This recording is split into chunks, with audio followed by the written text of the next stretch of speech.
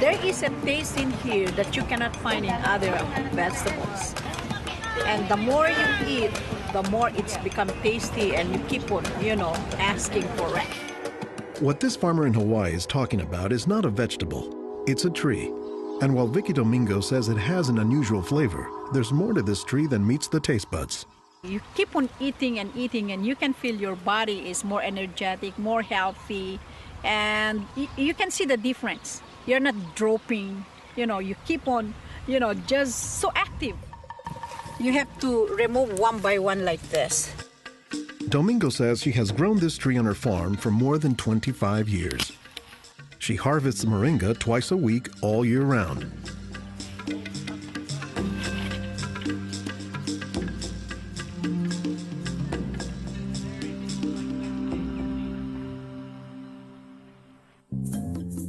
Every week, Domingo sends 1,000 pounds of moringa to the mainland. The rest of it ends up here at a Honolulu farmer's market, where most of her customers have eaten it their entire lives. Well, in the Philippines, it's a third country. In other words, not a rich country.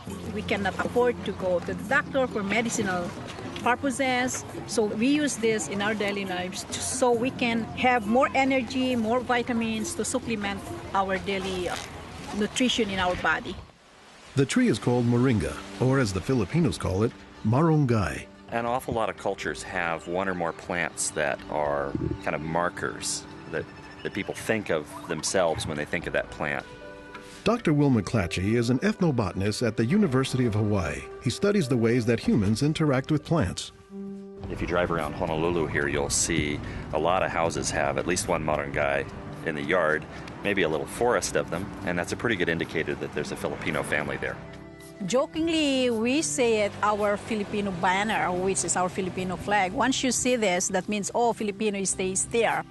Domingo says there are many nutritional and medicinal uses for moringa. All parts of the tree are usable, from the roots to the stem, to the leaves, to the flowers, and to the pod. The roots, you can use that as a tea. And then the trunk, you can scrape it, squeeze it, get the juice, put in your cut skin, and your skin will heal. Some of this may be folktale, but some cultures have used moringa as a medicinal plant for thousands of years. McClatchy says moringa is worthy of its reputation as a tree with unusual nutritional properties. Thank you. Moringa is one of these trees that is a multi-purpose plant that fulfills such a high percentage of kind of basic needs that when people get used to using it, they really can't see what it's like to live without it. And many cultures don't. Today, moringa is used as a remedy and, in essence, a multivitamin in many of the world's warmest regions.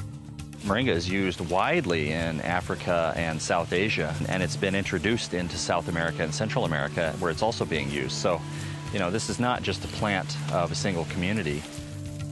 We were just talking this morning with one of the owners of this plantation, and he was telling me how the last time he was here, he had a handful of moringa leaves and that he worked all morning on it and felt great. Dr. Mark Olson is a botanist and a leading expert on moringa. He teaches at Instituto de Biología, Universidad Nacional Autónoma de México in Mexico City.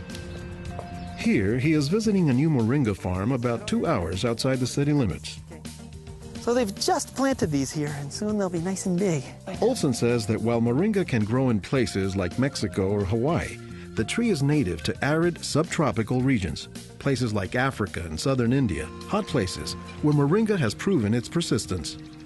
And this is a plant that really does do extraordinarily well in some of the most difficult areas, in areas that are very hot, areas that are very dry, areas where other things are very difficult to cultivate.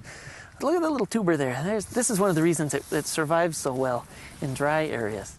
Also, they're storing lots of water in the wood. So that's one of the reasons this is such a remarkable tree. They don't have particularly deep roots. That's sort of a myth about moringas, that they survive because they have deep roots. No, they're storing water in their roots and their trunk. But moringa, says Olson, does a lot more than just survive, despite the tree's sometimes scraggly appearance. I don't think they're actually the most attractive tree. They're more a tree that you look at and you sort of love the way you love a scruffy friend or a scruffy dog. Because the branches sort of splay here and there, and they get burdened down with huge quantities of fruits on them. And that's actually what makes the tree so remarkable, is that it's such a generous tree. And that's because people have found multiple uses for so much of the tree, including its seeds. They're full of oil. You press the seeds, and then this wonderful aromatic oil comes oozing out, which you can use for cooking, you can use for cosmetics or lubrication or whatever. And the cake, the press cake, the stuff that's left over after pressing the seed, that is what's used for water purification. Water purification, Olson says, is especially useful in developing countries where clean water is hard to come by. But the benefits don't stop there. Some of the things I think are most exciting about moringa is, for example, the high vitamin content. There's a lot of vitamin A in the leaves. And worldwide, that's a problem. A lot of people have problems in development of their eyes because they don't have enough vitamin A. Moringa's vitamin A content, and its content of vitamins in general, has caught the attention of scientists around the world. So I started to read about moringa, and I was absolutely amazed about the richness in nutrients, in many antioxidant compounds, in vitamins. Dr. Monica Marcoux is a pharmacologist who has studied many plants. She has done extensive research on moringa and says it has significant nutritional potency. This subject is one of the topics of her recently published book, Miracle Tree. To me, it was just a natural pathway from my scientific background and my love for trees to writing this exciting book on one of the most exciting and extraordinary trees of our world.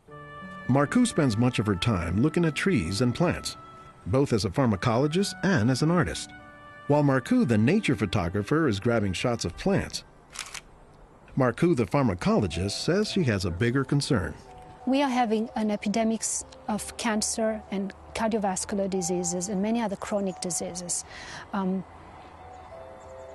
It's because we basically do not eat what we are supposed to eat. Most of the plants are famous for a particular type of nutrient, like for instance the orange or the lemon is famous for a high content of vitamin C.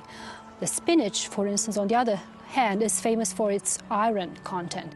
Moringa is very unusual because this single plant contains a wide variety of nutrients, but also in quite very high amounts. Marcoux says this concentration of nutrients combined with low calories and low sodium content makes moringa an ideal energy food or supplement that can help offset the typically unhealthy Western diet.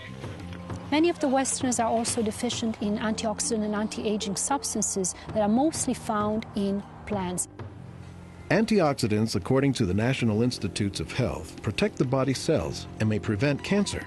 And Marcoux says moringa is a treasure trove of antioxidants that happen to work hand in hand. Antioxidant substances and antioxidant vitamins work together in the body. For instance, it's known that selenium works better in the presence of vitamin E. Moringa has high amounts of selenium and has also vitamin E. While many plants contain antioxidants, Dr. McClatchy says that moringa is also high in the nutrients we usually associate with meat. Moringa is well known for being a good source of leafy green vegetable protein. And you don't get a lot of protein out of many vegetable foods other than like beans and things like that. So getting it out of the leaves is really a big deal. And while there are a few other plants like soy that are protein-rich, Olson says moringa is special. I have a lot of food allergies. I'm allergic to wheat, I'm allergic to eggs. Soy tends to be a fairly highly allergenic food. It causes allergies easily in many people. We think that this is because of the form that some of the proteins are in soy. They're apparently in a form that's very simple and fairly easy for the body to assimilate in moringa. According to the United States Department of Agriculture, moringa contains 18 of the 20 amino acids, building blocks of proteins that are found in the human body.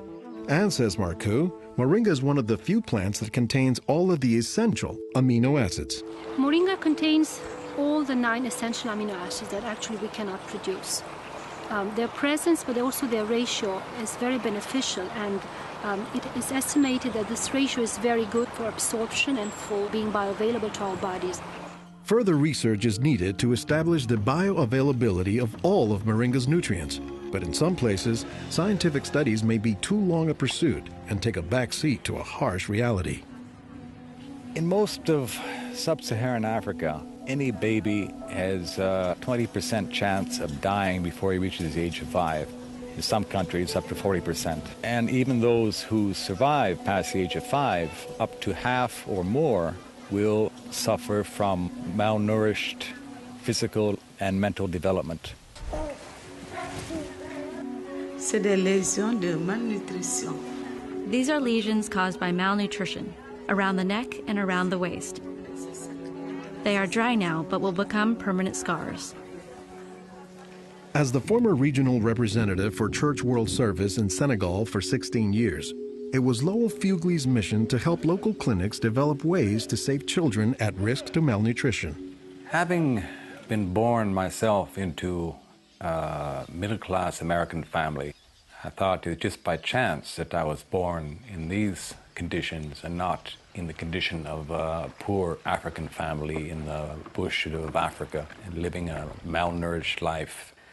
And so I have a certain obligation to share what I received. In his quest to combat malnutrition, Fugley came across moringa in the late 1990s. It contains more vitamins and minerals in various combinations than you find in any other possible vegetable. And I thought to myself, if this source of nutrition could be made available at the village level, then this could be a very effective tool in preventing malnutrition. What Fugley says he didn't know at the time was that the Senegalese people were already familiar with moringa. It was only through a Peace Corps volunteer working in forestry who told me that, oh, moringa is already growing in Senegal. Not only was it growing, the people had been using it for generations, only they didn't refer to it as moringa. They called it nebedai, which Fugley suspects comes from the English words never die, after the tree's resilience. I ask any Senegalese, do you know the nebedai tree? Oh, yes, my mother makes a sauce from the leaves of this tree. We call it mboum. Every Senegalese knew this tree. The problem, says Fugley, was that it was prepared and used in ways that diminish moringa's nutritive contents. They boil the leaves too long, they throw out the water that is boiled in and where many of the vitamins are located, and so they lose a lot of the benefits that the leaves could provide. So Fugley went to work, both planting moringa trees and, more importantly, educating healthcare workers on how moringa can help stave off malnutrition. Regarde, tonton. Regarde celui-là. Regarde, tonton. Tu as vu? Non, non, celui-là même. Pour le moringa. I was trained in 1998, and right away we saw the virtues of using moringa because of its very high nutritional value. So we began using it right away on an experimental basis. Après la formation, con le moringa. Healthcare workers learned to grow their own moringa trees, dry the leaves, and pound them into powder, maintaining all the nutrients. Nursing mothers were taught to add a spoonful of moringa to their food morning, day, and night to increase their milk production. They were also told to add moringa to all of their family's meals. When we introduced this tree in Senegal, or uses of the tree and different ways of using it, the reactions of the people there was that, well, this is our tree. You know, you're just adding on what we know already. As people changed their habits, Fugley says the results were clear, especially among children. They'll look happier, they'll have more energy, they'll smile. When they came to the clinic, limp, eyes drooping, no energy, and within 3 weeks, you see them bigger, healthier, and smiling. La récupération avec le moringa a été beaucoup plus rapide. We observed that it was much, much more effective than the classic system we had been using, which was based on imported and costly products, such as milk powder, sugar, and vegetable oil. With moringa, people can go into town and find it themselves. Et on l'a, même des fois sans un sou. Moringa is still being used, it's still being promoted, it's still being very valued, even without our input from the outside. Moringa, it doesn't die, it can continue on its own. So you have to eat the moringa on a daily basis. And all their grandkids are eating it every now and then, even my own children, and they are already professionals, and yet they come home and eat it. And while moringa is mostly considered an ethnic food, the trend, says McClatchy, is that more nutritious plants, like moringa, are finding their way into the mainstream. Our diets are pretty bad, although they are improving. But one of the reasons they're improving is because we're starting to adopt more and more of these kinds of plants. I've been in villages where the only trees that survive and grow well are Moringa Oleifera, which is really amazing when you consider how many useful things the tree provides. Moringa it comes very close to being a perfect source of nutrients in terms of variety and concentration. So that is, I think, very unique about this moringa tree.